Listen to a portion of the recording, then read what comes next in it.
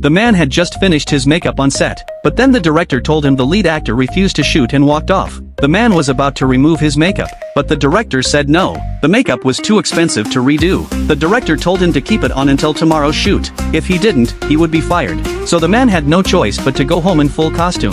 As soon as he got on the bus, everyone was shocked. They thought he was a real mutant. He didn't dare touch the handrails. He was afraid the props on his hands would break, so he crouched the whole ride, trying to keep his balance. Everyone was scared, thinking he was about to transform. His act only ended when a man in black got off the bus, but the man didn't know that person was a thief.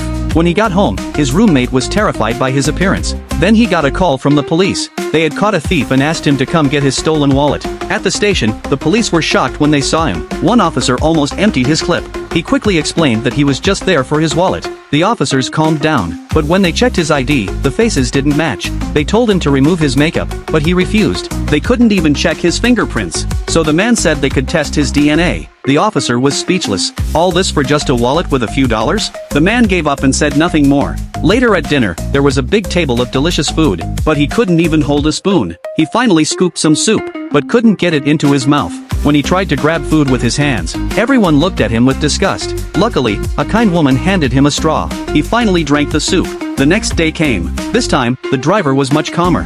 The other passengers didn't react much either. He didn't understand why at first. Then he saw another mutant-looking person on the bus. They looked at each other and instantly understood. They were from the same film crew. They both knew the pain of keeping their costumes on. That day, the man had to play a dead body. His scene partner had a runny nose, and the snot was about to fall into his mouth. But the man stayed perfectly still. In the end, the snot really did fall into his mouth. He was just that professional.